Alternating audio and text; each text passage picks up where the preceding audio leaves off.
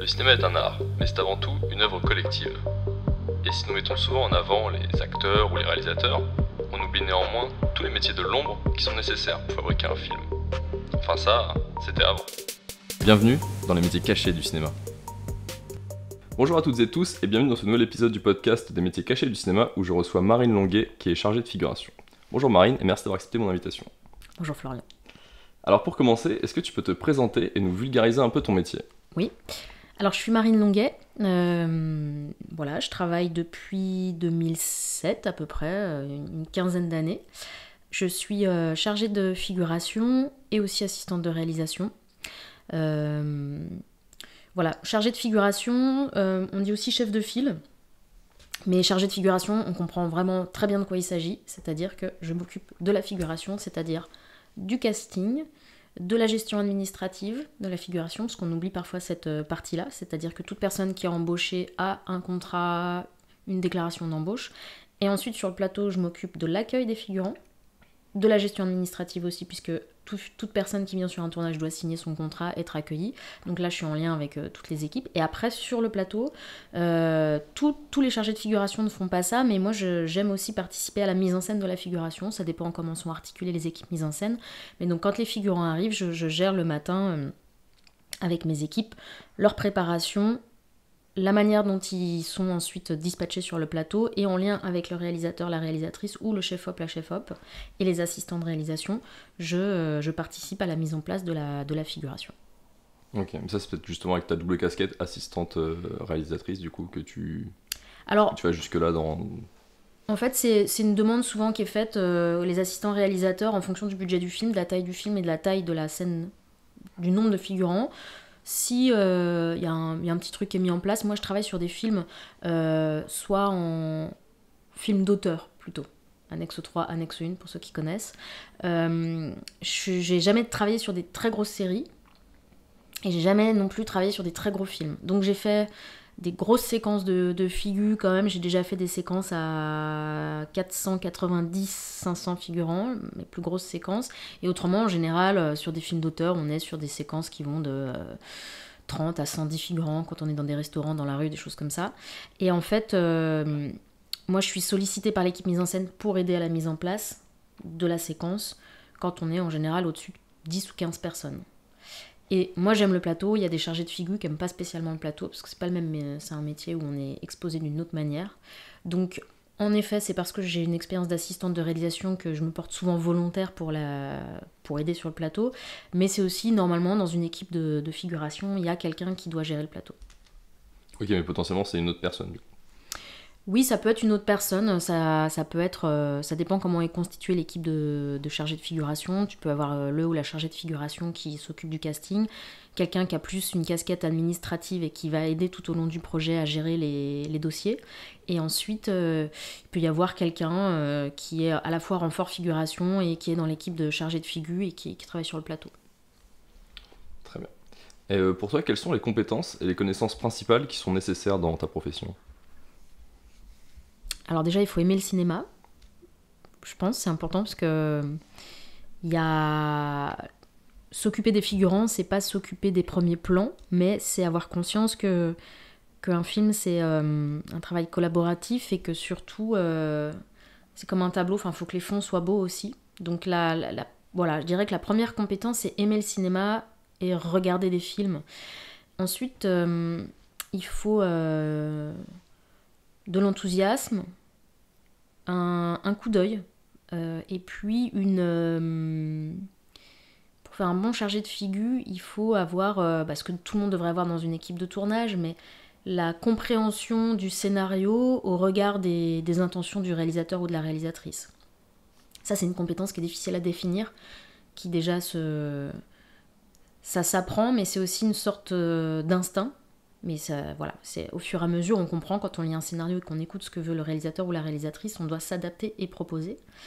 Et puis après, d'autres compétences, il faut être organisé, il faut aimer les gens, il faut avoir aussi une forme de dynamisme et puis avoir cette capacité à dynamiser les foules, même quand il y a 10 ou 15 personnes qui tout au long de la journée vont refaire la même action, il faut être capable de maintenir l'énergie chez les gens. Voilà. Et puis après, il y a une partie plus administrative, plus sur le côté, savoir tenir des bases de données avec plein de profils de figurants. Et puis avoir la capacité à se connecter à un endroit quand on tourne en décor naturel pour que la figuration semble soit elle aussi connectée à l'endroit, soit parce qu'on prend les gens qui sont sur place, soit parce qu'on a cette finesse et cette capacité à trouver les figurants qui vont s'adapter à l'endroit où on tourne. Okay, pour créer un peu, justement, comme tu disais, une espèce de tableau où tout va bien ensemble, quoi. Oui, parce qu'en fait, souvent les figurants, on a plein de différents cas de figure. On peut tourner en studio. Donc là, quand on tourne en studio, c'est qu'on est dans des villes où il y a des studios. Donc c'est des villes de cinéma. C'est des villes dans lesquelles on a souvent accès à un fichier de figurants qui est mis à disposition par la région. Donc ça, on va dire, c'est les figurants professionnels. Ils savent faire. Après, quand on tourne en région, dans des décors ou dans des villes, dans des lieux où il n'y a pas, des villes plus petites, il n'y a pas des figurants professionnels au sens des gens qui auraient fait une dizaine de films en figurant. On ne trouve pas toujours ça partout. Donc après, il faut solliciter les gens autour et réussir à faire qu'ils soient crédibles là où on va les mettre. Est-ce que tu peux me dire ce qui t'a poussé vers le cinéma et plus particulièrement vers ce métier ? Alors en fait, j'ai eu un déclic quand j'étais en CM2. Donc j'étais en CM2 en 1995. C'était le centenaire du cinéma. Et voilà, donc cinéma, l'invention du cinéma, donc 1895. Et du coup, notre prof de CM2 nous propose de faire un film. Et donc il fait intervenir une femme qui fait des films dans le coin. Et donc elle nous fait travailler sur le scénario, la réalisation, le montage, on fabrique des décors, voilà. Et donc là, moi j'ai un espèce de déclic immense. Et je me souviens, à un moment, on est en train d'installer le décor, on avait construit une machine à remonter le temps. Et puis on avait une caméra, une perche son, enfin, c'était très basique. Et là je me dis, mais c'est génial, j'adore. Mais vraiment, immense coup de foudre pour le plateau. J'avais beaucoup aimé écrire le scénario, mais là d'un coup je comprends qu'en fait sur le plateau il y a plein de gens, que tout le monde a une tâche, parce que même si c'était très, très basique ce qu'on faisait, il y avait quelqu'un qui s'occupait des costumes, enfin l'intervenante avait été très pertinente pour nous expliquer et nous répartir dans nos différentes tâches. Et donc du coup, quand j'arrive au collège, je vais voir la conseillère d'orientation. Je lui dis que je voudrais faire du cinéma, et donc là elle rigole pas, elle me dit pas oui super, bravo, elle me dit bah très bien, pas de souci, il faut passer elle me dit il faut que tu aies un bac +2, tu vas aller à Lyon, il y a une option cinéma, et puis ensuite tu feras la famille, et tu feras du cinéma. Genre... Parcours tout tracé, quoi. Ouais, et donc en même temps, dans toute la... Je sais pas si c'est chez cette conseillère d'orientation, dont je n'ai plus le nom, mais que je remercie, il y avait une forme à la fois de naïveté, parce que c'est pas si simple en vrai, voilà, de faire du cinéma, mais tous les métiers sont pas si simples. Mais c'est vrai qu'en fait, elle m'a donné un parcours, elle m'a donné en fait une sorte de confiance dans la possibilité en France, en suivant des études, de pouvoir faire du cinéma. Et ça, c'est très très précieux. Dans tous les pays, c'est pas comme ça. Mais c'est vrai que nous, en France, avec un parcours scolaire, on peut arriver au cinéma. On n'est pas obligé d'arriver au cinéma parce qu'on connaît quelqu'un. Et donc ça, c'est assez spécifique et assez précieux. Et donc ensuite, j'ai fait le lycée Auguste et Louis Lumière à Lyon, ville dans laquelle le cinéma a été inventé. Pour raccorder les wagons. Voilà, exactement. J'aime bien le rappeler. Et donc je me souviens, sur la façade du lycée à Lyon, il y avait 2 immenses portraits d'Auguste et Louis Lumière, en fait. Et donc là, j'ai fait une option cinéma génialissime. Et donc au fur et à mesure, mon envie de faire du cinéma se concrétisait, j'apprenais, ça me semblait tout à fait possible. Et puis après, ça c'est un tout petit peu compliqué parce qu'en fait, à l'issue du lycée, j'avais pas forcément envie d'aller à la fac. Et puis accéder aux grandes écoles, il faut un bac +2. Donc là, j'ai eu une petite hésitation, j'avais pas envie d'aller à la fac parce qu'en fait, le lycée avait déjà été tellement foisonnant, j'avais appris tellement de choses, mais j'avais aussi envie, je n'avais pas envie de me retrouver encore avec 50 élèves qui avaient envie de faire du cinéma. J'avais envie de passer un peu à l'action. Et donc là, du coup, après un an, un peu d'hésitation, où j'ai bossé, j'ai mis des sous de côté, ben, je me suis présentée au BTS. Donc du coup, voilà, j'ai fait 2 ans de BTS. Et puis après, j'ai complété ça avec 1 an quand même de fac, mais par correspondance. Comme ça, je continuais à être plutôt dans l'action. J'ai fait un stage au magazine Bref, le magazine du court-métrage aussi, et là je me suis mis à regarder plein de courts-métrages, en plus des films. J'étais déjà assez cinéphile, pardon. J'étais assez cinéphile, et donc du coup là, après le BTS, je découvre aussi le court-métrage, et donc grande révélation qui me plaît beaucoup. Et puis voilà, après ensuite, j'étais à Rouen pour faire mon BTS de montage. Et puis comme tout le monde, je pars à Paris. Et en fait, là, je me rends compte qu'à Paris, il y a trop de monde. Et j'avais encore des contacts avec mon BTS à Rouen. Enfin voilà, je m'étais fait des amis aussi à Rouen. Et là, je décide de laisser mon CV à l'époque, c'était le Polymage de Haute-Normandie. C'est les bureaux d'accueil des tournages en région. Et en fait, j'avais mon permis. J'ai récupéré une voiture. Et donc du coup, les prods étaient très contentes de trouver quelqu'un de jeune sur place qui pouvait ne pas payer trop cher, parce que je n'avais pas connaissance des tarifs qui étaient pratiqués normalement. Et j'ai commencé à être embauchée sur des tournages pour faire des repérages de décors. Et de fil en aiguille, repérage de décors. Quand les productions arrivaient, elles me disaient « Ah, mais tu connais pas quelqu'un qui fait ça ou qui fait ci ?» Et en fait, j'ai commencé à faire du chargé de figure sur des courts-métrages. Et de fil en aiguille, après un peu de mise en scène, et puis aussi j'ai été embauchée une fois comme chargée de figuration sur un long métrage au Havre. Et du coup aujourd'hui, est-ce que tu sais s'il y a des formations spécifiques qui existent justement pour amener vers ton métier? Ou est-ce que c'est comme tu l'as fait, il faut suivre un cursus assez généraliste dans le cinéma, puis se diriger vers... Alors à ma connaissance, il n'y a pas de formation pour être chargé de figuration ou chargé de casting, mais il faudrait vérifier, parce que ces derniers temps, je me suis rendu compte qu'il y avait pas mal d'écoles qui proposaient des modules de formation assez spécifiques. En revanche, moi, ce que je conseille, c'est pour travailler dans le cinéma et ensuite aller vers des postes comme chargé de casting ou chargé de figuration, il faut avoir une petite expérience de plateau, au moins faire 1 ou 2 films en 3e assistant mise en scène, ou voilà, ou en tout cas venir pour observer, parce qu'il faut avoir connaissance de la diplomatie sur un plateau et de comment on construit un plan pour ensuite être pertinent. Et puis voilà, faut connaître un peu les spécificités du travail en équipe sur le plateau. Et après, je pense que c'est important maintenant, quand on est chargé de figuration, on est à la fois responsable de quelque chose d'artistique du côté du réalisateur ou de la réalisatrice, mais on est aussi en charge on embauche des gens, quelque part. On va les chercher, on leur propose des choses. Donc il faut aussi se renseigner sur le droit du travail, comment rédiger un contrat. Ça, c'est important de garder ça en tête aussi. Parce qu'il y a tout un aspect, comment fonctionnent aussi les plateformes sur lesquelles on peut s'inscrire pour être figurant. Il faut garder un œil aussi là-dessus. Et puis il faut aussi, je pense, de la déontologie dans le travail, de l'éthique. Parce que quand on travaille avec des figurants professionnels, ils savent travailler, ils savent dans quoi ils s'embarquent. Il faut faire attention, parfois quand on travaille avec des figurants qui n'ont pas jamais travaillé sur un plateau, ils savent pas forcément dans quoi ils s'embarquent.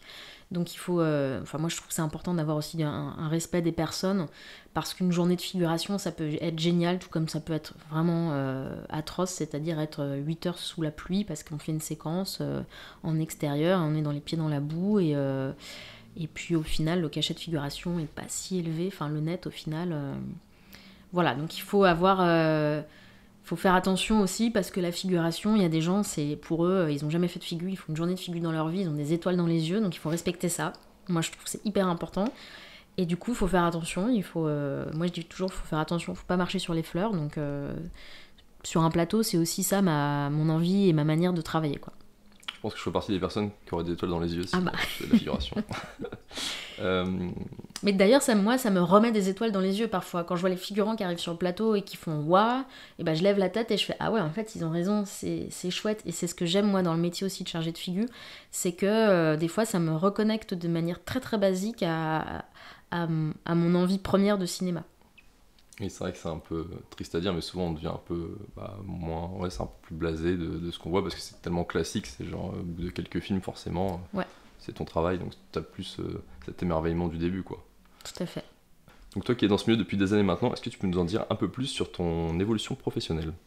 Ce qui est marquant dans le cinéma, c'est qu'en fait, on monte en grade par la force du temps, pas toujours par la force des compétences, puisqu'en fait on change tout le temps de boîte, il n'y a pas de ressources humaines, il n'y a pas de management. Donc en fait au fur et à mesure on obtient des postes de plus en plus haut gradés, entre guillemets, et ça c'est quelque chose, quand on considère l'évolution d'une carrière dans le cinéma, qui se passe dans la joie et la bonne humeur parfois, et parfois dans la douleur et dans la complication, parce qu'on est challengé un peu à chaque film. Et moi j'ai eu 2-3 expériences quand j'ai été propulsée chef, où la première fois que j'ai été chargée de figuration sur un gros film, un long métrage, j'avais prévenu la directrice de production que c'était la première fois, que du coup j'avais sans doute besoin qu'elle m'aide aussi dans la composition de mon équipe. Et en fait, j'avais sous-estimé la charge de travail. Et c'est là qu'on se rend compte que dans une équipe de cinéma, il n'y a pas toujours un travail collaboratif, dans le sens où quand on m'avait laissé un petit peu me débrouiller. Donc en fait, l'évolution de la carrière, c'est quelque chose d'assez étrange dans le cinéma. Soit on est dans des équipes bienveillantes avec de l'entraide, mais ça c'est la volonté des personnes. Soit on est dans un système qui n'est absolument pas propice à des évolutions de carrière de manière harmonieuse, réfléchie, ou voilà. Donc ça c'est quelque chose qui est spécifique, je pense, au cinéma. L'évolution de carrière, c'est pas forcément les compétences, c'est le temps qui passe, les opportunités qu'il faut saisir ou non, et après il faut se débrouiller. Il faut avoir beaucoup de sang-froid, et il faut avoir aussi une vie personnelle assez équilibrée et réjouissante pour reprendre des forces, parce que les tournages c'est assez... Voilà, ça peut être... c'est des expériences très intenses et très brèves, donc il faut être capable de se remettre de ça, et il faut être aussi, à un moment, on peut être en totale galère, et on sait qu'on n'a pas le choix. Le lendemain, on tourne. Du coup, maintenant, quand je suis en totale galère, ça fait un certain temps que je travaille, je trouve ça plutôt presque excitant, parce que je sais que le lendemain, on va tourner, donc je vais trouver des solutions. J'ai pas le choix. Et au final, on les fait, les films. On les fait, on les termine, donc c'est rare qu'il y ait des énormes catastrophes. Mais avant, voilà, quand il y a 5 ou 6 ans, les grosses galères, c'était...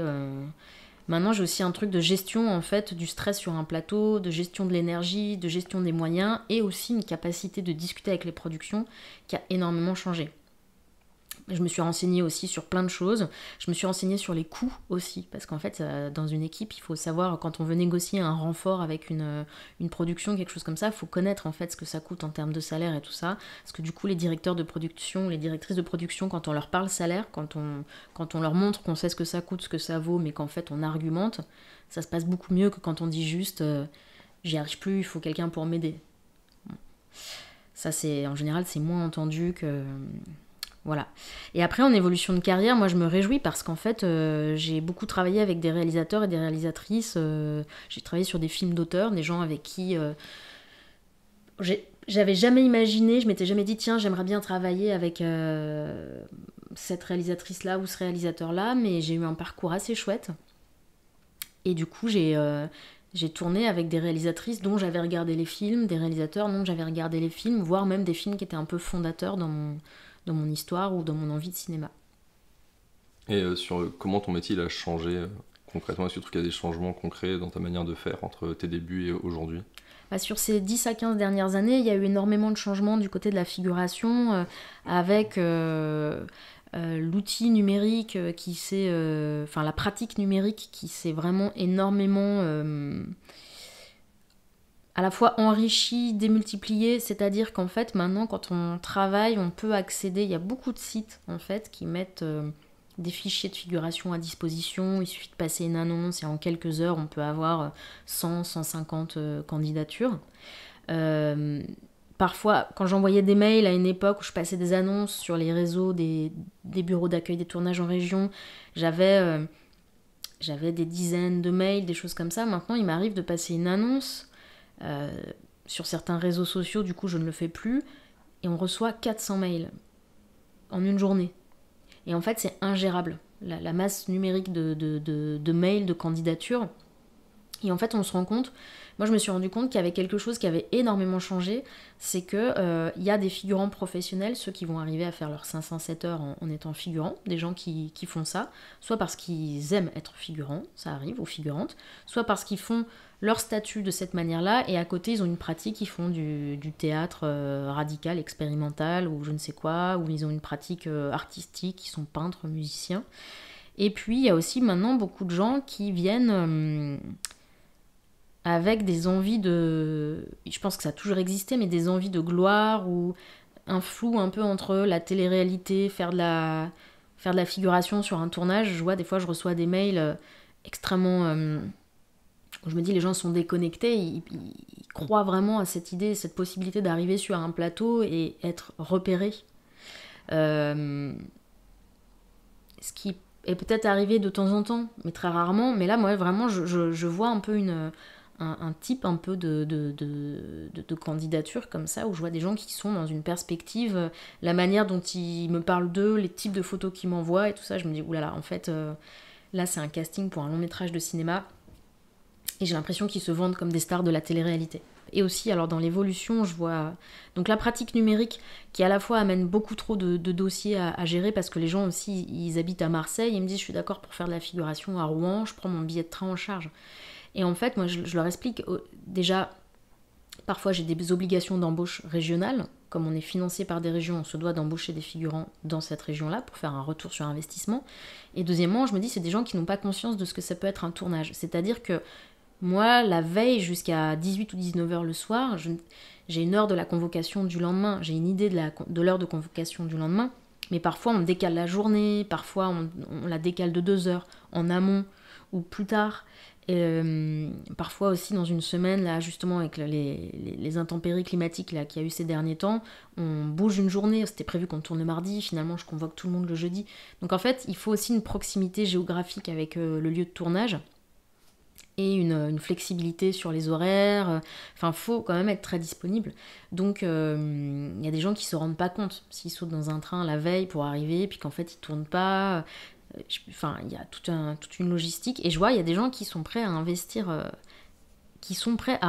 de l'argent, en fait, pour tourner. Ça, c'est assez fou. Et pour revenir sur ce que tu disais tout à l'heure sur la figuration professionnelle, c'est-à-dire qu'en fait, il y a des gens qui vivent concrètement de ça. Il y a des figurants pros, quoi. Il y a des figurantes et des figurants qui vivent totalement en faisant que des cachets de figuration. C'est pas mal le cas sur les séries récurrentes de France Télévisions, où il y a eu des séries policières qui ont dû durer entre 7 et 15 ans, enfin peut-être pas tant, et donc dans les commissariats, quand on regarde, souvent c'était tout le temps les mêmes personnes à l'arrière-plan. Moi, ça m'arrive aussi des fois quand je regarde des films, je reconnais des figurants en arrière-plan. Je me dis, ah tiens, ça c'est Jean-Marc, tiens, Bon, ça me fait un peu sortir du film du coup. Mais donc oui, il y a des gens qui font ça et qui le font très sérieusement, avec quelque chose d'assez... une envie de perfection dans leur travail, parce qu'en fait, il y a tout un travail de figurants, il y a des choses à savoir. Moi, je vois quand je travaille avec des figurants qui ont déjà tourné, c'est très appréciable parce qu'en fait, ils ont des réflexes, ils connaissent le plateau, ils savent comment faire. Enfin, c'est un autre plaisir de travail.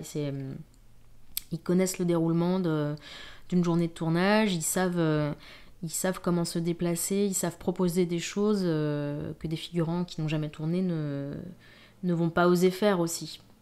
Et typiquement, pour en vivre, est-ce qu'il y a différents paliers de figuration ? Tu vois, genre figurant, figurante, je sais pas, que tu vois très peu à l'image, que tu vois un peu plus, et donc du coup le cachet peut-être pas le même aussi ? Oui, alors en fait on est figurant, figurante, et après on est silhouette muette ou silhouette parlante. Donc ça, il y a le détail exact dans la convention collective, à quel moment on passe silhouette muette, silhouette parlante. C'est un nombre de mots qui fait qu'on passe silhouette parlante, et qu'après on passe rôle. Donc quand on est figurant et qu'on fait son statut en tant que figurant, c'est... de temps en temps, ils essaient d'avoir des silhouettes, parce que c'est bien, ça fait c'est gratifiant, et puis c'est un cachet qui est un peu plus élevé. Mais après, ceux qui essayent d'avoir vraiment des silhouettes ou des rôles, c'est encore une autre, on va dire, Un autre type de figurant, c'est les figurants qui, dans le fond, aimeraient être comédiens ou comédiennes. Donc en fait, ils se disent, je vais faire des heures comme ça en étant figurante pour mettre des cachets de côté, et je vais essayer de me faire repérer en travaillant régulièrement sur les plateaux et tout ça. Ça, c'est encore une autre démarche. Mais en tout cas, en tant qu'intermittent, si on fait 507 heures en étant figurant, ça fonctionne. Et après, on a le statut d'intermittent. Très bien. Pour revenir un peu plus sur ta carrière spécifiquement, tu travailles sur des longs métrages comme Albatros de Xavier Beauvois ou encore Été 85 de François Ozon, qui ont été tournés principalement en Normandie. Est-ce qu'il y a des différences dans la manière de travailler dans des films qui se passent en province, en région, ou à Paris, par exemple? Oui, il y a des grandes différences quand on doit mener un casting et rechercher des figurants à Paris ou en région. Parce que, voilà, comme j'ai un peu déjà expliqué, on a des figurants, on a entre guillemets un vivier de figurants et de figurantes à Paris professionnels. Moi, j'ai des fichiers de figurants à Paris, je leur envoie un mail quand je commence un film. Et de fil en aiguille, on trouve des gens. Et quand on tourne en région, on arrive parfois dans des endroits un peu éloignés des grandes villes. Et donc là, il va falloir chercher différemment et par d'autres voies que les voies numériques ou les fichiers préexistants. Moi, j'ai souvent tourné en Normandie, donc j'ai un petit fichier entre Le Havre et Rouen, Dieppe, Fécamp. Là, j'ai des gens avec qui j'ai travaillé il y a 4 ou 5 ans.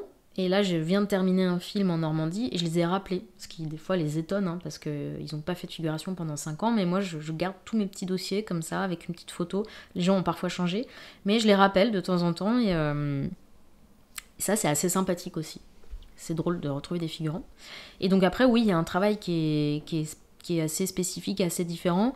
Mais là, moi maintenant, au stade où j'en suis dans ma carrière, la vraie différence, ça va plutôt être comment le réalisateur ou la réalisatrice a envie que le film s'ancre dans le territoire.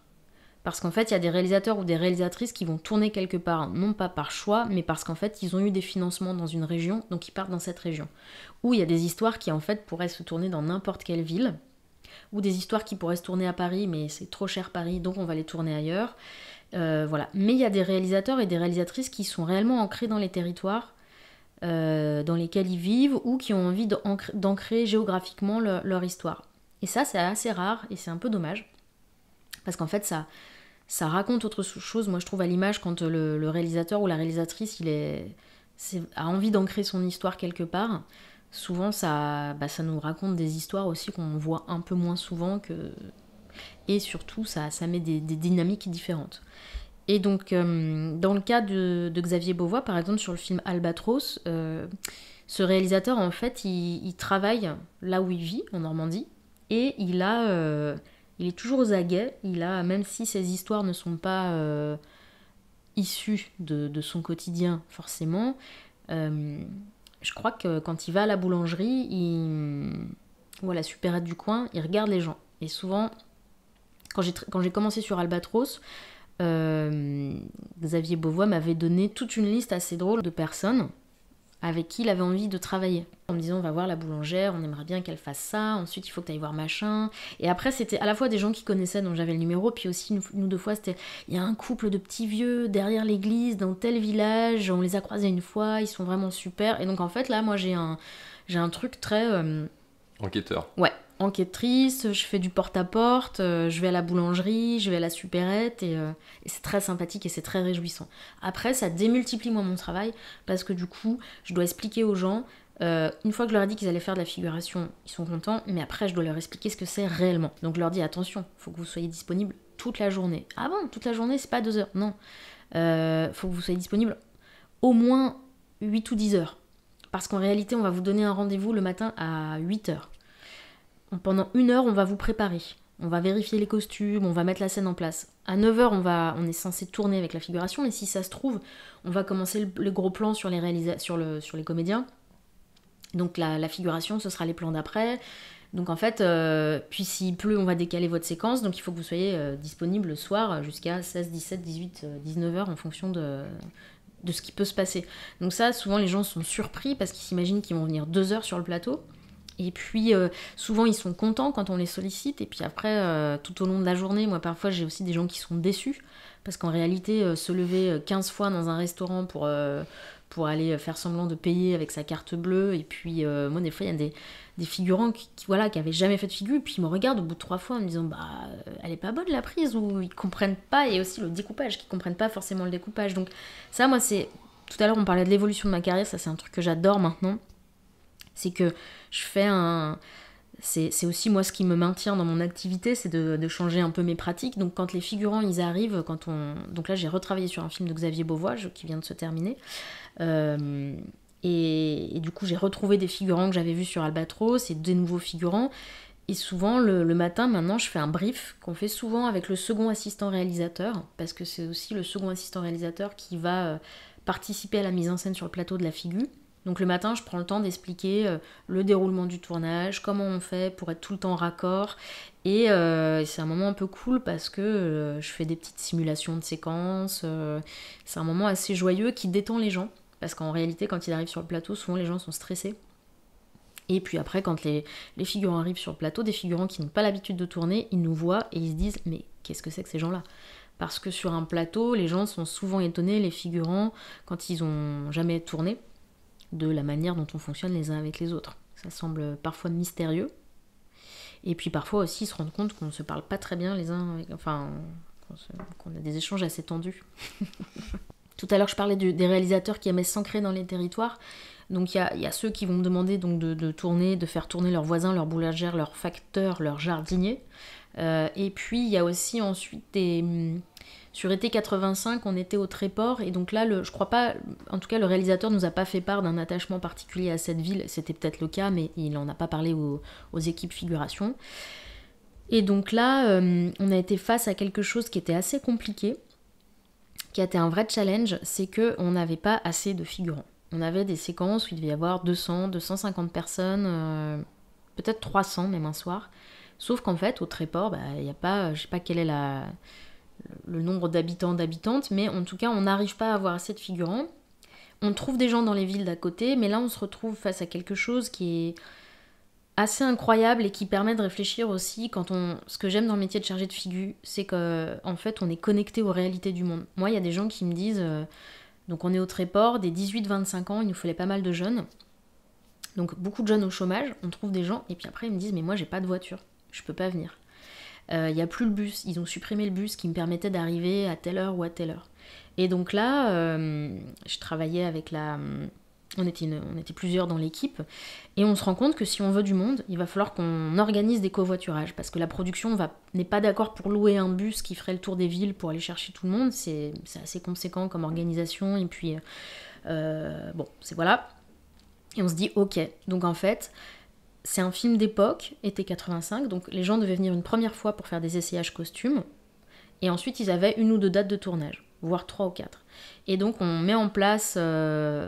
En plus, on se doit quand même, on peut pas filer les numéros de téléphone des gens comme ça, n'importe comment, en se disant on pourrait faire un groupe WhatsApp pour que les gens s'organisent. L'idée, c'est quand même de... Nous, déontologiquement, moi, je veux pas faire ça parce qu'on sait pas qui on met en lien. Donc voilà, faut pas créer de contacts qui ne sont pas souhaités. Donc en fait, on fait un immense mur dans l'endroit où on faisait les essayages costumes, avec des post-it dans tous les sens. Et en fait, chacun mettait, j'habite là, j'ai 3 places dans ma voiture. Et en fait, on a organisé un énorme covoiturage. Et on a rempli des voitures parce que aussi le prix de l'essence et tout ça, on se rend compte que les gens qui sont sur des territoires où il n'y a pas trop de monde, où il y a du chômage, ça pose faire un aller-retour en voiture d'1 heure pour c'est venir. Pas anodin. C'est pas anodin. Et on a beaucoup rigolé parce qu'on a aussi, à un moment, on commençait à bien connaître les figurants et on s'amusait à faire des voitures où on se disait on fait des voitures intergénérationnelles. Alors on mettait quelqu'un qui conduisait, qui avait la 60aine, avec des jeunes qui avaient la 20aine, en se disant bon bah très bien. En fait, le principe du covoiturage, on ne sait pas avec qui on va être. Et en fait, ça a créé une émulation, ça a créé quelque chose qui était assez fou et qui a fait beaucoup de bien aussi aux gens parce que ils étaient habillés comme dans les années 80. Donc c'est-à-dire nous on a vu des gens rentrer. Moi j'avais fait le casting avant de la figuration et vraiment le Tréport et les alentours c'est des endroits où c'est un peu dur. On sent que il y a des gens quand ils sont dans des situations de chômage longue durée ou des villes où il y a eu des activités de pêche qui ont complètement cessé. Enfin c'est des territoires, les jeunes une fois qu'ils ont terminé leurs études ils sont coincés, c'est un peu voilà. Et donc là on voyait les gens qui arrivaient Il restait 2 heures en essayage, il ressortait avec des t-shirts fluo, comme dans les années 80, ils étaient coiffés de manière pas possible, enfin c'était génial, c'était très beau, et qui ressortaient métamorphosés, et des gens qui ont fait 4 ou 5 jours de figuration, et qui à la fin, on avait repéré 2-3 personnes, comme ça c'était très touchant. Il y avait un homme d'une 50aine d'années qui était au chômage depuis longtemps, et en fait, il est ressorti du film, il avait changé physiquement. Il était souriant, il avait rencontré plein de monde, et donc du coup, ce petit moment-là du film avait créé des connexions entre aussi pas mal de jeunes qui n'habitaient pas dans des villes proches et qui du coup se sont rencontrés et ça a fait une belle dynamique, c'était assez chouette. Alors pour un petit peu préciser quel est le travail sur le plateau de la personne qui est responsable de la figuration, quand c'est pas le second assistant réalisateur ou le premier assistant réalisateur qui fait la mise en scène. Donc nous on doit mettre en scène la figuration en accord avec le réalisateur, ses idées. Et donc il faut imaginer quels vont être les mouvements, qui va se lever à quel moment, qui va s'adresser à qui, quelles vont être les actions. Si on est dans une scène de restaurant, il faut même chorégraphier à quel moment la table du fond va se verser du vin, et en fait il faut timer tout ça pour que ce soit raccord. Donc ça, les comédiens savent le faire, et toute l'équipe mise en scène est plutôt focus sur les déplacements des comédiens. Donc c'est à nous, une fois qu'on a vu une première mise en place, de timer ce que vont faire les figurants. Donc moi je leur explique qu'il faut se caler sur les actions des comédiens. Donc je leur dis, voilà, quand le comédien passe le pas de la porte, la dame qui est là-bas va se lever. Quand cette dame se lève et qu'elle arrive à la deuxième table, le monsieur qui est ici, ce moment-là, prend une tranche de pain dans la panière de pain, et quand le monsieur prend le pain dans la panière de pain, ça veut dire que la personne qui est à la table du fond va verser un verre de vin à la personne qui est en face d'elle. Et en fait, souvent, c'est un truc que je fais en début de séquence, que j'explique en fait en prépa, dans les loges aux figurants, quand c'est des figurants qui sont non professionnels, je leur explique l'enchaînement. Et comme ça garantit quelque chose, ça garantit l'attention de tout le monde. Donc là, c'est spécifiquement quand les figurants sont pas professionnels, mais pour m'assurer, parce que les figurants pros, ils font ça d'eux-mêmes normalement. Mais là, je m'assure qu'ils soient mobilisés et qu'ils regardent l'action et qu'ensuite ils se prennent au jeu, parce que parfois la caméra bouge et donc les figurants, ils ont pas cette habitude-là quand c'est pas des figurants professionnels. La caméra, elle est axée vers quelqu'un, puis d'un coup, elle peut pas noter, être axée vers eux, donc il faut qu'ils soient tout le temps en jeu, en mouvement. Et après, nous, quand on fait je discute avec la script aussi sur le plateau. Donc ça, soit ça se fait naturellement parce que les figurants sont professionnels, soit moi je le mets en scène. Et puis après, en fonction d'à chaque fois quand l'axe de la caméra bouge, moi je m'assure que ce soit toujours cohérent, toujours timé, de manière à ce que ce soit raccord avec les déplacements des comédiens. Et ce que ce soit dynamique. Et parfois, j'échange aussi avec le ou la chef-op en lui disant, est-ce que tu as besoin d'un déplacement pour t'appuyer dessus ? Parce que si on a une caméra qui est mouvante, qui est au Steadicam ou avec l'EasyRig ou un truc comme ça, et c'est assez agréable. Et moi, il y a des chef-op, un jour sur un long plan au Stead, qui...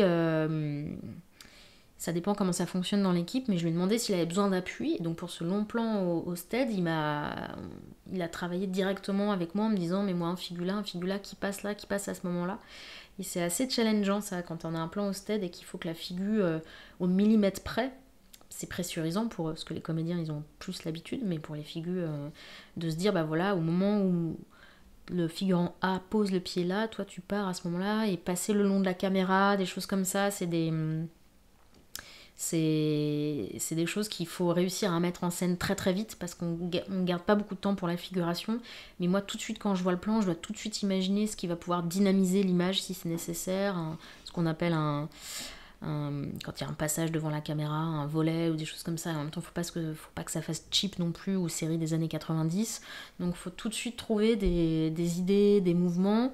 Et parfois aussi, il y a quelque chose qu'on n'imagine pas, mais... j'explique aux figurants qu'il faut qu'ils aient une gestuelle un peu plus ample que celle qu'ils ont habituellement. Et parfois aussi une foule de gens immobiles au fond d'une rue, je leur demande presque d'onduler un tout petit peu d'un pied sur l'autre, pour en fait qu'il y ait toujours un truc, un petit peu de mouvement. Donc il y a une vraie attention spécifique à l'existence du corps du figurant dans le plan, où parfois il faut lui dire d'osciller d'un pied sur l'autre pour qu'au fond on ait l'impression qu'il bouge, autrement tout paraît statique, et un figurant peut très vite avoir l'air faux. alors qu'il fait exactement ce qu'il ferait dans la vie. Et tu parlais du nombre de figurants tout à l'heure, et surtout au début, tu parlais que tu avais fait des films ou des séquences jusqu'à genre 490 personnes. Comment ça se passe justement quand il y a autant de monde? Enfin, je suppose que tu n'es pas toute seule à gérer ça. Et comment tu fais pour retenir aussi, tu essaies de retenir les prénoms, comment tu retiens genre 100 prénoms, tu vois? Alors pour être tout à fait honnête, mon record de prénoms c'est 79. C'est pas mal. Voilà, c'est ma grande fierté. C'était des figurants, on les voit sur photo, on les voit en essayage costume, mais après on les voit sur le plateau. Mais du coup c'était 79. Sur les 500 figurants, non, j'ai pas retenu... J'avais, je pense, quelques dizaines de prénoms. Donc en fait, quand on organise une séquence à 500 figurants, alors ça c'est très... Les Américains ne doivent pas travailler pareil, et les gens qui travaillent sur des grosses séries ne travaillent pas pareil non plus. Mais voilà, moi, la plus grosse scène que j'ai faite, c'était 500 figurants. Et là, tu parles 500 figurants, genre d'un coup pour Une prise. seule séquence. C'est une séquence de... Alors, c'est une belle séquence de figuration, c'est dans 38 témoins de Lucas Belvaux qui a été tourné au Havre, et il y a une séquence d'enterrement. Une jeune femme a été tuée dans la ville, et toute la ville vient à son enterrement. Et c'était complètement fou. Moi, c'était la première fois que j'étais chargée de figu à ce poste, donc voilà. Et là, je ne sais pas faire. Je ne l'ai jamais fait. Et donc, je ne suis pas à ce moment-là en capacité de tout imaginer. Et donc, heureusement, j'ai travaillé en collaboration avec l'équipe régie, parce qu'en fait, 500 figurants, faut les trouver, ça, ok, je le fais. Ensuite, il faut gérer les contrats. Bon, ça, j'ai sué sang et eau, mais bon, je l'ai fait. Maintenant, il existe des plateformes pour faire générer les contrats, mais là, il fallait tout faire à la main. Et ensuite, il y a la gestion sur le plateau, où il faut s'imaginer que c'est 500 figurants dans la ville du Havre qui doivent venir sur le parvis d'une église pour jouer une séquence d'enterrement où toute la ville est affligée par ce décès. Et en fait, la régisseuse générale du film me dit « Je pense que tu as besoin d'aide, il faut réfléchir à comment tu vas t'organiser. » Et là, on a l'impression d'organiser un mariage, en fait, parce que on décide de faire des barnums, des équipes, et c'est un peu, on se dit, moi je dois choisir les figurants, ceux qu'on va appeler des premiers rangs. Donc c'est ceux dont on a vraiment repéré les têtes, et le réalisateur nous dit, on imagine qu'il y a toute la classe du lycée de cette fille qui a été assassinée qui doit venir, il y a son meilleur ami, sa meilleure amie, il y a sa famille, ça reste des figurants, donc on fait un casting de figuration, mais il faut réfléchir à qu'est-ce qu'on a envie de raconter de la ville aussi. Est-ce que là le film se passe vraiment au Havre ? Donc la figuration va ressembler à la ville du Havre, mais on peut se poser ces questions, qui on met, quelle tranche d'âge, quel type de profil et tout ça. Et ensuite on fait des groupes, et là on a toute une équipe où on avait imaginé, je crois, une quinzaine de barnums, avec 2 tables sous chaque barnum, et des chefs d'équipe. Donc moi j'avais pris des renforts, à qui on avait mis des casquettes bleues. En fait, c'est très pragmatique. On envoie un mail aux figurants, on leur dit à telle date, vous allez venir à telle heure, vous avez tel numéro de barnum, vous êtes le barnum numéro 5, vous allez au barnum numéro 5, et là vous allez devoir signer, votre référence est la personne avec une casquette bleue, donc on est comme ça, et surtout pareil, maintenant... Je raconte ça, c'était à une époque où WhatsApp n'existait pas, où maintenant avec WhatsApp on peut faire des groupes et envoyer des convocations par texto très rapidement. Mais là, moi j'avais créé des groupes de 15 ou 20 personnes avec un chef d'équipe. Et donc en fait le soir j'appelle le chef, j'avais dit j'appellerais tous les chefs d'équipe pour donner l'heure de convocation. Et en fait et c'était assez sympathique parce que les gens s'étaient pris au jeu. Donc il y avait des étudiants, il y avait des familles, en fait j'avais dit, vous voulez faire de la figuration? Oui, ok, trouvez-moi 10 personnes qui voudraient venir avec vous. Ok, ils me trouvaient 10 personnes, et après c'était cette personne qui redispatchait l'information aux autres. Et donc du coup on fait ça, 10-15 barnums, et surtout moi j'ai la responsabilité ce jour-là, c'est que toutes ces personnes doivent passer devant l'équipe costume pour vérifier que ce soit cohérent avec l'esthétique globale du film, qu'il n'y ait pas quelque chose qui aille pas, et pour moi, le plus difficile aussi, c'est qu'à un moment, le réalisateur décide de faire un long travelling sur tous les visages de la foule. Et là, si on a quelqu'un qui, à ce moment-là, est en train de téléphoner ou de rigoler ou a un fou rire, alors que c'est une séquence d'enterrement, ça marche pas.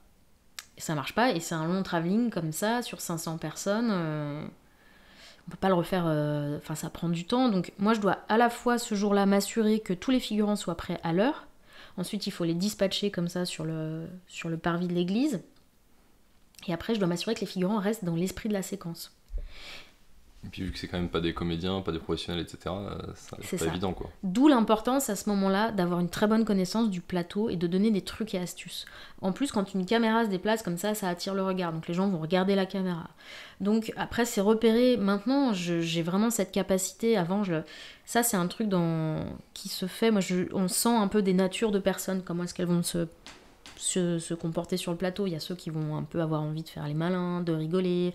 Il y a ceux qui ne vont pas du tout réussir à se concentrer, qui ont très envie de voir un tournage et qui viennent et qui en fait vont regarder tout ce qui se passe sur le plateau, du coup ne vont pas du tout avoir l'air d'être en train d'assister à un enterrement ou quoi que ce soit. Il faut les repérer, il faut les repositionner, puis après il faut quand même une certaine forme de... Il faut réussir à interagir avec la foule de la figuration rapidement, et de manière fine et précise, parce que là moi je suis à côté du réalisateur à ce moment-là et à côté du premier assistant réalisateur. J'ai 2 talkies. J'ai un talkie qui est réglé sur la fréquence de l'équipe des assistants réalisateurs pour qu'ils me donnent des indications, et j'ai un autre talkie qui est réglé sur la fréquence de tous mes renforts figus, ceux qui ont les casquettes bleues et qui du coup vont se cacher dans la foule. Et donc là moi j'ai appris tous les prénoms des 15 renforts et je vais dire... je vais dire à Antoine, je dis au Toki, je vais dire Antoine, ton groupe de 10 personnes, vous vous décalez de 3 mètres sur la gauche. Antoine, la personne avec le pull bleu derrière, il faut qu'il se mette devant. Et ensuite, voilà, donc toutes mes 500 figurants, j'ai à l'intérieur tous mes renforts qui ont une oreillette de Toki.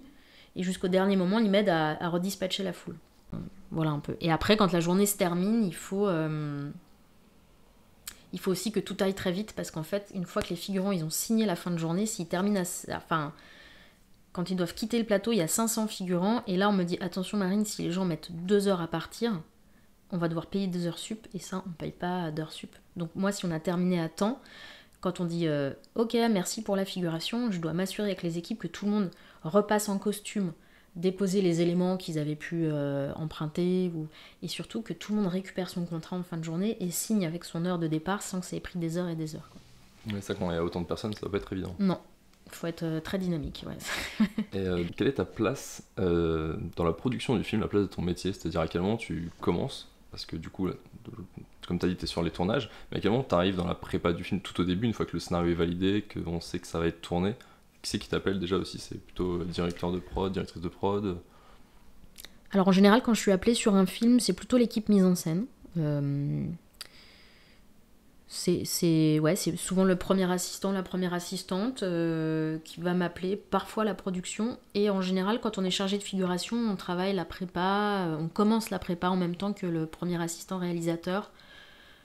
Quand on a des petits rôles à chercher, si on n'a que la figu à trouver en fonction du chiffrage figu, ça peut des fois on commence 2 semaines avant, 3-4 semaines avant le premier jour de tournage, ça dépend. Mais on n'est pas là si tôt que ça, on n'est pas là au moment de l'écriture du scénario, sauf peut-être un film très spécifique avec de la figuration, il y aurait par exemple beaucoup d'enfants. Là, il y a un protocole très spécifique pour embaucher les enfants avec des dépôts de dossiers à des dates spécifiques. Donc là, il faut faire ces démarches-là parfois 4 ou 5 mois avant le début du tournage. Donc, mais si on a de la figuration adulte sans compétences spécifiques, parce que par exemple, si on fait un film dans le milieu du sport et qu'il faut trouver des dizaines de figurants qui font de l'escrime ou quelque chose comme ça, là, il y a des recherches spécifiques. Donc, après, moi, ça m'est déjà arrivé de mener des recherches très spécifiques. Et dans ce cas-là, on arrive assez tôt en prépa, même si c'est que quelques personnes, ou quand on cherche des doublures aussi, des choses comme ça. Est-ce que tu peux nous dire comment se passe une journée type pour toi? Même si je pense que c'est assez différent du coup, selon les projets. Alors là, une journée type en prépa ou... Une journée type de chaque moment clé, tu vois. Alors en prépa du film, il y a donc la lecture du scénario avec comment est-ce qu'on prépare la figuration. Ça fait l'objet de réunions avec le réalisateur ou la réalisatrice en fonction de comment je vois à ce moment-là si pour eux la figu ça va être vraiment des silhouettes au fond ou s'ils vont avoir envie de raconter quelque chose avec la figuration. Par exemple, il y a des réalisateurs, des réalisatrices qui vont dire faut qu'on arrête dans les films quand tout le monde est blanc, par exemple. Qu'on a l'impression que tout le monde a le même âge, tout le monde vient du même endroit et qui ont envie qu'il y ait plus de diversité ou quelque chose qui soit plus cohérent avec l'espace dans lequel on est en train de tourner ou avec leur quelque chose de plus cohérent avec leurs propos. Donc ça, on a des vraies discussions qui sont d'ailleurs parfois un peu étranges, parce que si on a envie qu'à l'image, ça raconte des choses différentes, des fois on se dit, bon bah là il y a 4 personnes, alors déjà on essaye aussi de jouer sur la parité, on travaille en lisant comme ça le scénario avec le réalisateur, la réalisatrice, ils me donnent déjà des premières pistes, et puis après il y a les assistants réalisateurs qui me font ce qu'on appelle un dépouillement, et ils me disent séquence par séquence, il y a tant de personnes, ensuite on discute, et puis on s'imagine des choses, par exemple si on tourne dans un restaurant, ils me disent bah ce serait bien qu'il y ait des gens qui fument des clopes, trouvent des gens qui fument, là on est dans tel type de restaurant, on est plus sur des 25-30 ans, des 50-60 ans, on essaie de trouver, de se raconter des idées, des histoires, des trucs comme ça. Donc il y a un peu une analyse de la figuration qui se passe en prépa, qui, en fonction de l'implication du réalisateur ou de la réalisatrice, soit j'échange avec lui ou elle, soit j'échange avec plutôt les équipes d'assistants réalisateurs, qui eux, du coup, à ce moment-là, c'est un peu leur partie créative, peuvent me dire, bah on part plutôt là-dessus. Et après, voilà, je fais le casting. Alors souvent, en fonction de... Si c'est des grosses scènes de figuration ou pas, je montre un peu quand même des photos. Je fais des trombinoscopes. Ah, ça a quelque chose d'assez injuste de choisir des gens sur leur tête. Ça, c'est quelque chose aussi qu'il faut... Voilà, faut... Et puis après, moi, j'ai une marge de proposition qui est plus ou moins grande. Mais parfois, si le réalisateur me dit « je veux 3 gendarmes, 3 policiers », du coup, moi, je vais toujours, même quand de manière systématique ou automatique, on propose des hommes à certaines places, moi, je propose toujours un homme, une femme. Au moins. Et puis après aussi, quand on me dit non, il faut partir dans cette direction, moi je me permets au moment de la prépa de proposer d'autres profils qui m'ont pas été demandés, pour essayer de changer un peu les représentations qu'on a. Et après, une journée classique en tournage, ça va être, on va dire, 25 figurants qui sont convoqués pour la première séquence de la journée. Donc du coup, moi je regarde en fonction du nombre de séquences qu'ils ont dans la journée. On réfléchit à une convocation, soit ils arrivent 1 heure avant, on fait des petits groupes, on échelonne un peu les convocations, on fait des petits groupes. Si on est 25, on peut être 2 pour les accueillir. Il y a toute la partie signature, les gens arrivent, ils vont émarger de manière très pragmatique, ils signent au moment de leur heure d'arrivée. Et ça, nous, ça a une valeur légale. Ensuite, on leur remet leur contrat, ils relisent leur contrat, ils le signent, même si maintenant on peut aussi faire des signatures numériques. Donc là, c'est plus artisanal, on est donc signature sur papier. Ensuite, je dois toujours rester en lien avec l'équipe de réalisation pour savoir si ce qui était prévu est toujours d'actualité. Et je dois aussi m'assurer que les figurants passent devant l'équipe costume qui va valider leur tenue et voir aussi peut-être en maquillage coiffure s'il y a des spécificités. Et ensuite, moi, je fais des allers-retours sur le plateau. Pour, par exemple, si c'est une scène de restaurant, je vais me renseigner, voir, je demande est-ce qu'on a besoin de toute la figuration dans le premier plan. On me dit non, on va faire un premier chant, ensuite on fera le contre-chant, il nous faut 10 personnes, tu gardes 15 personnes. Et là c'est assez chouette, le réalisateur va me dire, ou la réalisatrice, bah tiens, je veux tel ou tel profil, autour de le comédien est assis ici, tiens, mets-moi quelqu'un. Et là c'est un moment créatif et chouette parce qu'en fait je regarde, moi j'ai les profils en tête, j'invente des choses, je me dis, je fais venir les figurants, je leur donne des histoires à se raconter, ils se parlent. Et après, il faut composer l'image sur plein de trucs. L'équipe costume va me dire, attention, cette personne, elle a une veste rouge. Tu la mets pas derrière le comédien qui a aussi une veste rouge. Enfin, c'est des petits détails comme ça, la couleur des cheveux, trouver des choses dynamiques, des profils, des têtes. Et maintenir l'enthousiasme aussi, du coup, tout au long de la journée avec les figurants. Et ensuite, voilà, en fonction de comment on découpe, c'est garder les figurants, ménager aussi leur énergie pour s'assurer que s'ils sont là toute la journée avec nous, le soir ils aient encore de la motivation, parce que vraiment parfois les figurants ils font pendant toute une journée la même chose. Et moi je suis assez étonnée parfois ils vont me trinquer 15 fois en disant ouais super, on est hyper contents. Et là par exemple j'ai fait une séquence il n'y a pas longtemps sur le dernier film de Xavier Beauvois où il y a une 50aine de figurants qui applaudissent quelqu'un qui a réalisé un exploit. Et en fait, il y a un truc qui est génial, c'est que la foule, ça galvanise. C'est-à-dire qu'à un moment, ils applaudissent une première fois, puis bon, ils ont tourné que 3 heures, je crois, mais à chaque fois, ils applaudissaient de nouveau en me disant « Ouais, ouais !» Et à chaque fois, je me disais « Waouh, mais je les croyais !» Il y avait un truc fou, je me disais « Mais ça fait 15 fois qu'on refait le plan et ils applaudissent toujours dans la joie et la bonne humeur, c'est crédible. » Et en fait, il y a un truc un peu fou que j'adore aussi dans ce métier, c'est que de temps en temps, sur le plateau, quand il y a la figure, c'est le moment où je me dis « Waouh, j'y crois !» avec les comédiens, c'est un peu différent. Parce que forcément, la figure, ça fait de la masse. Donc en fait, on sent une énergie très forte quand il y a 50 personnes qui applaudissent. Ça crée un truc... Ouais, ça fait vivre toute une scène. Ouais. Quelle a été pour toi la chose ou les choses les plus challengeantes que tu aies vécues sur un tournage ? Enfin, sur un tournage ou sur un film plutôt. Alors,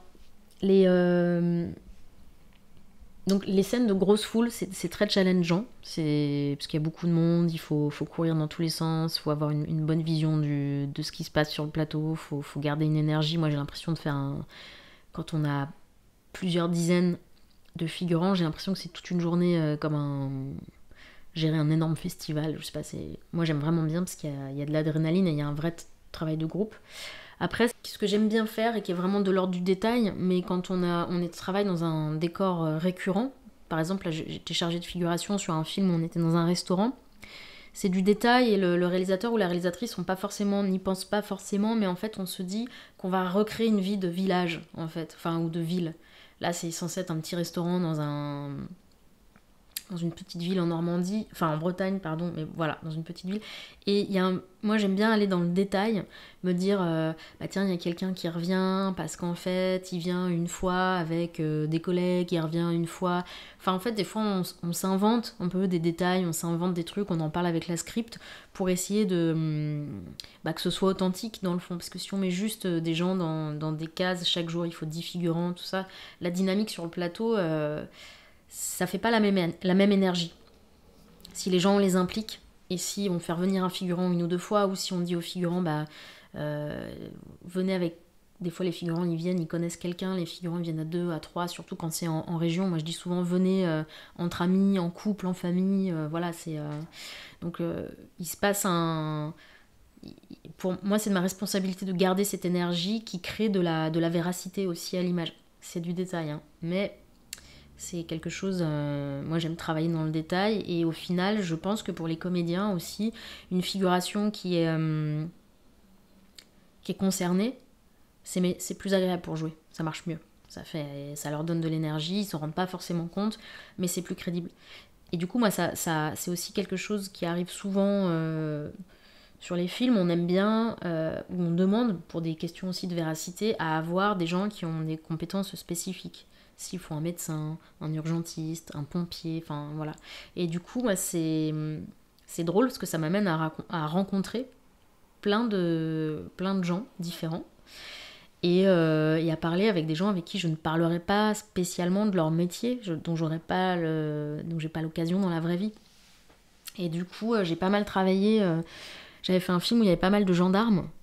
Et ça avait créé quelque chose d'assez fou parce que les gendarmes, ils ont un droit de réserve, ils s'expriment pas. Et en fait, je devais quand même faire passer des castings pour trouver des figurants gendarmes ou des silhouettes.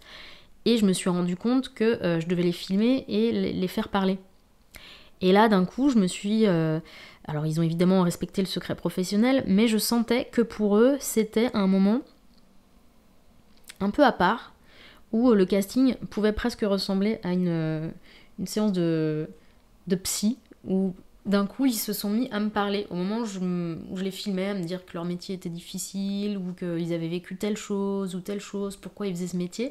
Et là d'un coup ça prend des proportions assez étranges, et en tant que personne humaine il faut veiller à ça, parce que moi à la fois s'ils ont envie de me parler, moi je suis curieuse et j'ai envie de les écouter, il y a un contact humain qui est intéressant, et en même temps on est en train de fabriquer un film, et il faut faire aussi attention à ce que ça peut enclencher chez les gens, en fait. Voilà, donc des fois, il faut mettre des petits stops. Mais du coup, c'était assez intriguant avec les gendarmes. Ça a été un moment, moi, qui assez marquant dans ma carrière. Et pareil aussi sur un film, le même film, où on avait demandé à avoir une personne qui travaillait dans la... On avait demandé à avoir une personne qui recevait les appels d'urgence, en fait, quand on appelle les pompiers. En fait, ils ont des opérateurs qui savent répondre au téléphone, demander exactement ce qu'il faut pour... Et pareil, c'est des gens, en fait, ils reçoivent... En fait, ça crée des choses étranges. Nous, on est sur un plateau de tournage où tout est fou. On est sur un plateau de tournage où tout est faux.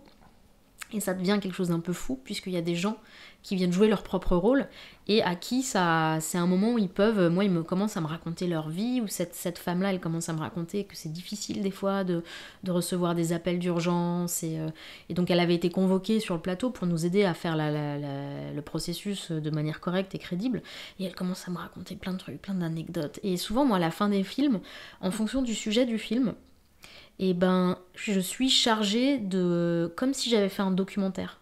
L'équipe, elle voit les comédiens en train de jouer le film. Et moi, je suis avec tous les gens autour qui, eux, vivent la réalité du film dans leur vie. Et du coup, voilà, en fonction des films et des thématiques sur lesquelles je vais travailler, à la fin, je sors d'un film en ayant plein de connaissances sur le métier de gendarme, sur le métier d'urgentiste, comme si j'avais fait un long documentaire. Donc moi, c'est quelque chose qui m'intéresse beaucoup, qui me plaît, et en même temps, parfois, c'est assez étrange et c'est aussi assez... ça permet de garder bien les pieds sur terre. On est en train de fabriquer un film, mais en fait à côté il y a des gens qui vivent une vie et des événements, des choses qui, quand on est tout le temps en tournage, parfois on peut un peu décrocher et être comme ça, enchaîner les tournages, être dans un microcosme et un mode de fonctionnement un peu spécifique, un peu autarcique. Et moi, j'adore avoir toujours un pied comme ça dans la réalité. Très bien. Et du coup, même si là, je pense que tu as un peu répondu à cette question-là aussi, quel est le ou les meilleurs moments que tu as vécu grâce à ce travail ? J'ai vu des moments, des réals qui décrochaient pendant un instant. Je voyais qu'il y avait un grand sourire d'un coup, genre waouh, les 500 figurants. Il y a un truc un peu... C'est des moments assez précieux et assez touchants. De voir que de temps en temps, il y a une figure qui va créer une émotion. Parce que justement, c'est des figurants, on attend plutôt des comédiens, des comédiennes de nous apporter des émotions fortes. Voilà, parce que les scénarios sont écrits comme ça. Et de temps en temps, il se passe quelque chose dans la figuration, soit parce que le nombre est impressionnant et que ça fonctionne bien, soit parce qu'il va se passer un truc peu mystérieux, il y a un timing, la personne a été bien choisie, le réal d'un coup se dit tiens, mais en fait je vais travailler avec ce figurant, cette figurante, je vais lui demander un truc, et bim, hop, petit moment de magie. Et autrement, mes plus grandes joies, j'ai travaillé aussi avec des... C'est la spécificité des groupes en fait qui m'a souvent créé des moments un peu... une fois j'ai fait des séquences avec des chorales d'enfants, c'était assez chouette. Parce que moi, ce que j'aimais bien avec les enfants, c'est qu'ils ont trouvé ça bien, mais qu'ils en avaient un peu marre. Et j'aime bien quand sur les plateaux, j'aime bien quand les gens, des fois, nous disent bah, « c'est bien, mais c'est bon, là, on a envie d'arrêter ». Et je trouve que c'est cool, parce que ça nous remet aussi un peu dans une dynamique un peu différente. Et autrement, j'ai vu des choses... En fait, j'ai vu des gens qui faisaient connaissance dans la figuration, les uns avec les autres. Et ça, quand on crée une scène où il y a des gens sur la plage ou des choses comme ça, que les gens se mettent à se parler, et puis qu'à la fin, on sent qu'il y a eu des rencontres de gens qui n'étaient pas amenés à se rencontrer, parce que la figuration, ça permet de brasser plein de gens. Je trouve ça assez chouette. J'ai une petite... Là-dessus, moi, j'ai un truc un peu politique qui m'intéresse, où je me dis c'est bien de mélanger les gens. Ouais, un peu sociétal, tout ça. Ouais. Du coup, dernière question, quel autre métier du cinéma penses-tu n'est pas assez mis en avant et qui pourrait faire l'objet d'un prochain épisode ? Je pense qu'il y a un métier très méconnu dans le cinéma qui s'appelle les ventouseurs, qui sont les personnes qui mettent des plots orange sur les places de parking le soir dans Paris ou dans d'autres villes pour permettre aux camions de pouvoir se garer le lendemain matin. Donc ils sont là à l'affût dans la rue. Peut-être que pour les Parisiens, vous avez déjà vu ça. C'est-à-dire que c'est des gens dans une petite camionnette. Dès qu'une voiture sort, ils viennent poser un plot orange, parce qu'ils ont les autorisations en fait pour le soir de réserver les stationnements. Ils mettent de la rubalise comme ça et ils doivent garder les places pour que le lendemain, les camions viennent se garer. Donc on appelle ça les ventouseurs. Très bien. Eh bien, merci beaucoup Marine. Et bien avec plaisir. Merci beaucoup d'avoir écouté cet épisode des métiers cachés du cinéma. S'il vous a plu, n'hésitez pas à vous abonner, mettre une note et un avis sur votre plateforme d'écoute préférée, et je vous donne rendez-vous prochainement pour un nouvel épisode.